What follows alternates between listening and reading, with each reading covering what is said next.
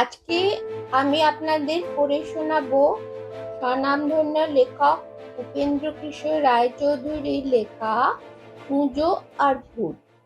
কানাই বলে একটা লোক ছিল, তার পিঠে ছিল ভয়ঙ্কর একটা কুঁজ।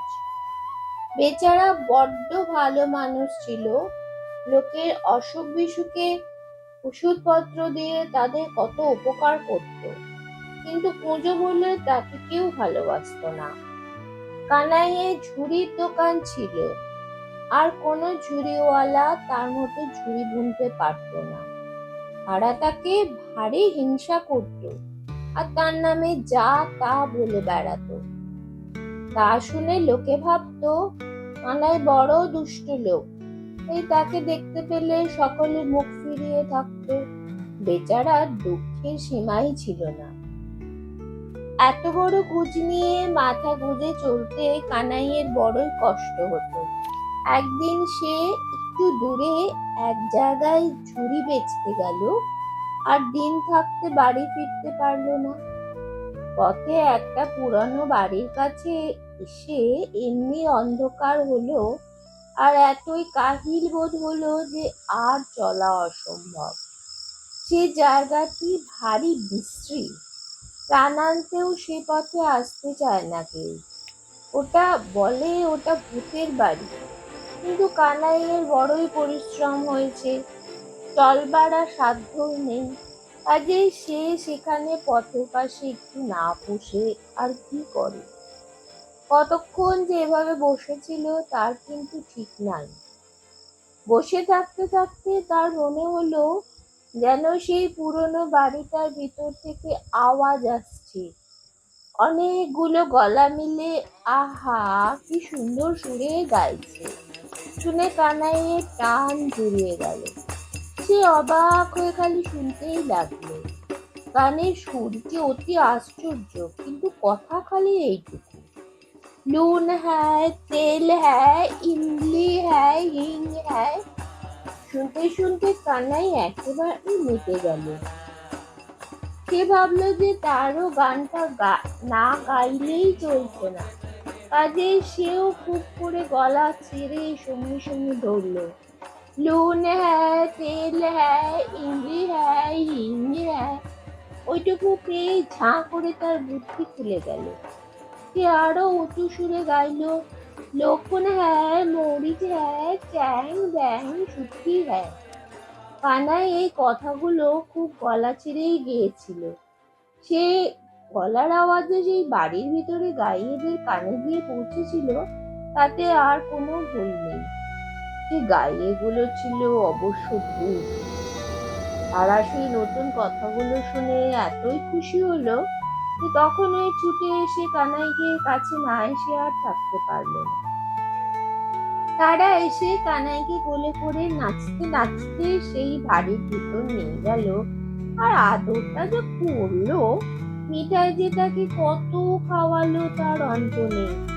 তারপর সকলে মিলে নেচে নেচে ঘুরে ঘুরে গাইতে লাগলো, নুন হ্যায়, তেল হ্যায়, ইমলি হ্যায়, হিং হ্যায়, লক্ষণ হ্যায়, মরিচ হ্যায়, চ্যাং ব্যাং শুটকি হ্যায়।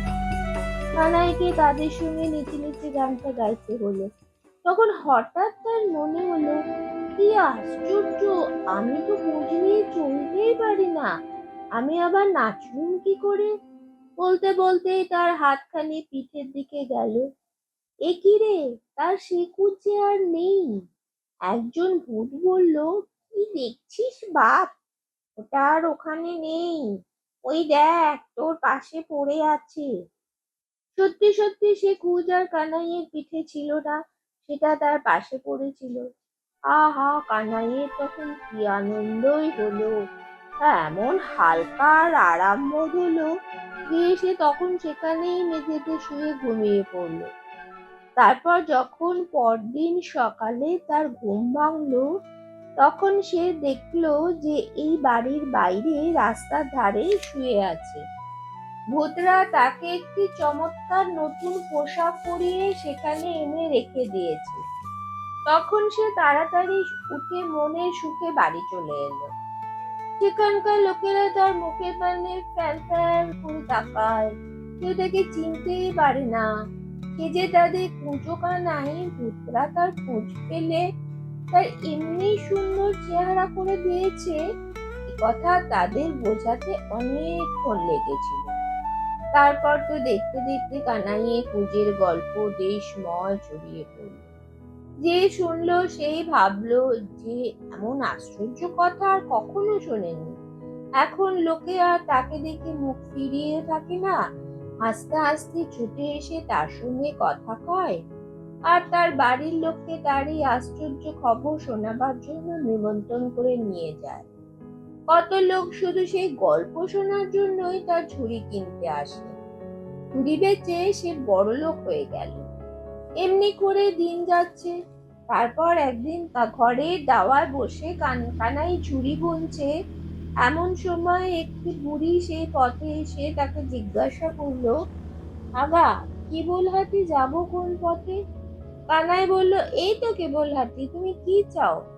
বুড়ি বলল, তোমাদের গ্রামে কানাই বললে কি আছে? ভূতেরা তার পুঁজ সারিয়ে দিয়েছিল। তার মন্তরটা তার কাছ থেকে শিখে নিতে পারলে আমাদের মানিকের পুঁজটাও সারিয়ে নিত। আরে কানাই বলল, আমি তো সেই কানাই, ভূতেরা আমার পুঁজ সারিয়ে দিয়েছিল। এর তো মন্তর টন্তর কিছুই নেই।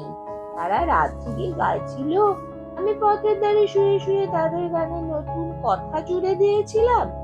তাইতে তারা খুশি হয়ে আমার পুঁজ সারিয়ে নতুন পোশাক পরিয়ে দিয়েছে। বুড়ি তখন খুঁটে খুঁটে কানাইয়ের কাছ থেকে জেনে নিয়ে তাকে অনেক আশীর্বাদ করে সেখান থেকে চলে গেল। সেই বুড়ির ছেলে যে মানিক, তার পিঠে ছিল কানাইয়ের কুঁজের চেয়েও বড় একটা কুঁজ। লোকটা এমনিতে দুষ্টু আর হিংসুটে ছিল। পাড়ার লোকে তার জ্বালায় একেবারে অস্থির হয়ে থাকতো। সেই মানিকের কুঁজ সারাবার জন্য তার বাড়ির লোকেরা একদিন রাত্রে তাকে গাড়ি করে এনে ভূতের বাড়ির কাছে রেখে গেল। সেখানে পড়ে পড়ে মানিক ভাবছে ভূতরা ক খ গ গান ধরবে আর তাতে সে কথা জুড়ে দেবে আর তার কুঁজ সেরে যাবে।